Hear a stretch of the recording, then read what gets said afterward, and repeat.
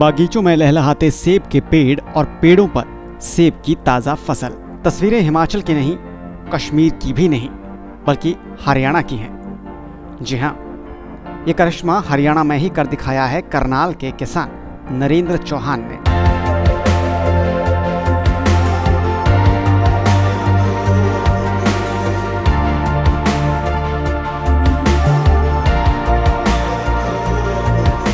नरेंद्र चौहान करनाल के एक अग्रणी किसान, एक ऐसे किसान जिन्होंने हरियाणा में सेब का बागीचा तैयार करने में सफलता हासिल की है।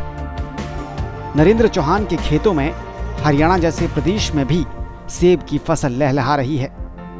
जल्द ही ये फसल पूरी तरह से तैयार हो जाएगी और बाजार में हिमाचल और कश्मीर के साथ हरियाणा का सेब भी पहुंचने लगेगा।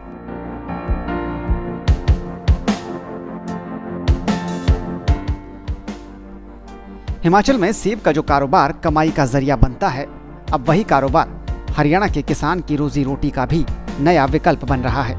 और इस नए विकल्प का श्री गणेश किया है करनाल के इस किसान नरेंद्र चौहान ने।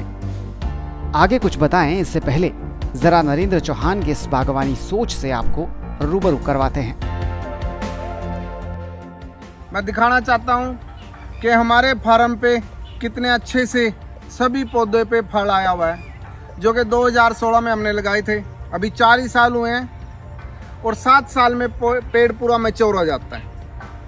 कितने अच्छे से इन पे फल आया हुआ है। जो भी फार्मर अपने खेत में या अपने घर पे पौधे लगाना चाहता है, वो यहाँ से पौधे ले जाके अपने यहाँ लगा सकता है।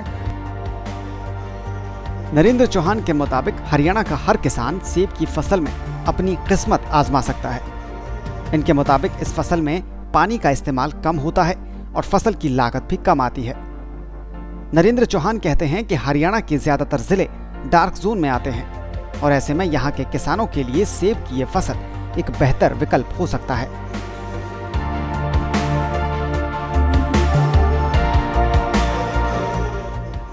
नरेंद्र चौहान करनाल के रहने वाले हैं, लेकिन हिमाचल के सेब की कल्पना अपने करनाल की जमीन पर करने लगे थे। सपना देखा तो पूरा करने के लिए हाथ पैर मारने शुरू किए। नरेंद्र हिमाचल गए और सेब के कुछ पौधे लेकर आए, अपने खेतों में उसकी रोपाई की और अब नरेंद्र की वो मेहनत सेबों से लदे बागानों के रूप में नजर आने लगी है। और इवन श्रीलंका और अफगानिस्तान और नेपाल 3 आउट ऑफ कंट्री ये वैरायटी मेरी जा चुकी है और जो कि वहाँ फार्मर से बहुत अच्छी तरह खुश हैं। अभी नेपाल से परसों ही फ़ोन आया था, भी उनके पौधे बहुत अच्छे चल रहे हैं। वो पूछ रहे थे अब क्या करें, तो मैंने उन्हें बताया अभी इसके अंदर मैं आज तक ऑर्गेनिक खाद ही डालता आया हूँ, वर्मी कंपोस्ट। तो उनको बताया भी वर्मी कंपोस्ट बरसात से पहले डाल दो और फिर दिसंबर के लास्ट में डालनी है।